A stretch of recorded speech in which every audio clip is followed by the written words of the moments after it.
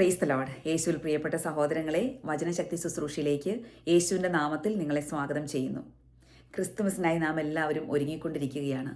ഉണ്ണീശോയുടെ ജന്മദിനം ആഘോഷിക്കാനായി പല രീതിയിൽ പല തരത്തിലുള്ള ഒരുക്കങ്ങളിലൂടെ നാം കടന്നുപോയിക്കൊണ്ടിരിക്കുകയാണ്.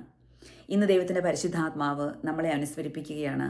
ഫിലിപ്പിയർക്കുള്ള ലേഖനം 2-ാം അധ്യായം 5-ാം വാക്യത്തിലൂടെ യേശു ക്രിസ്തുവിനുണ്ടായിരുന്ന ഈ മനോഭാവം നിങ്ങളിൽ ഉണ്ടായിരിക്കട്ടെ. ക്രിസ്തുമസിനായി ഒരുങ്ങുന്ന നമുക്ക് വളരെയധികം ഉൾക്കാഴ്ച തരുന്ന ഒരു വചനമാണ്. യേശു ക്രിസ്തുവിനുണ്ടായിരുന്ന ഈ മനോഭാവം. എന്ത് മനോഭാവത്തെക്കുറിച്ചാണ് സംസാരിക്കുന്നത്? എളിമ എന്ന പുണ്യത്തെക്കുറിച്ചാണ് സംസാരിക്കുന്നത്. ഈശോ ദൈവമായിരുന്നിട്ടും ഒരു മനുഷ്യനെ പോലെ മനുഷ്യൻ്റെ സാദൃശ്യത്തിലായി തീർന്ന് ഈ ഭൂമിയിലേക്ക് വന്നതിൻ്റെ ആഘോഷമാണ് ക്രിസ്മസ്, നമ്മെ ഓരോരുത്തരെയും രക്ഷിക്കുന്നതിന് വേണ്ടി. എൻ്റെ പ്രിയപ്പെട്ട സഹോദരങ്ങളെ, ഇന്ന് ദൈവവചനത്തിലൂടെ പരിശുദ്ധാത്മാവ് നമ്മളോടും ആവശ്യപ്പെടുകയാണ് നമ്മുടെ ജീവിതത്തിലും ഈ ഒരു എളിമയുടെ മനോഭാവം കൊണ്ടുവരാൻ വേണ്ടി. നാം എല്ലാവരും പല രീതിയിലുള്ള ഈഗോ ഉള്ളവരാണ്, അഹങ്കാരമുള്ളവരാണ്. നാം പിടിച്ചിടം നടക്കണം എന്ന് ആഗ്രഹിക്കുന്നവരാണ്. പല രീതിയിലുള്ള അഹങ്കാരത്തിൻ്റെ അന്ധകാര ശക്തികളുടെ ഉപദ്രവങ്ങളിലൂടെ കടന്നു പോകുന്നവരാണ്. ഇവിടെയാണ് ക്രിസ്തുമസ് ഒരു വെല്ലുവിളിയായി നമ്മുടെ മുമ്പിൽ നിൽക്കുന്നത്. ഈശോ തൻ്റെ സമാനത, ദൈവവുമായുള്ള സമാനത നിലനിർത്തേണ്ട ഒരു കാര്യമായി പരിഗണിക്കാതെ ദൈവസ്നേഹത്തെ പ്രതി, മനുഷ്യരോടുള്ള സ്നേഹത്തെ പ്രതി നമ്മളിലേക്ക്, നമ്മുടെ ഇടയിലേക്ക് ഇറങ്ങി വന്ന് നമ്മളെ രക്ഷിച്ചു.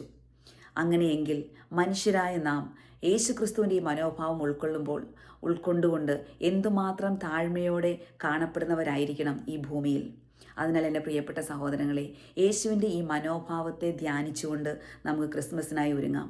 എവിടെയെല്ലാം വിട്ടുകൊടുക്കണമോ, എവിടെയെല്ലാം താഴണമോ അവിടെയെല്ലാം ദൈവത്തെ പ്രതി യേശു ക്രിസ്തുവിൻ്റെ മനോഭാവത്തോടെ താഴ്ന്നുകൊണ്ട് ക്രിസ്തുമസിനായി നമുക്കൊരുങ്ങാം.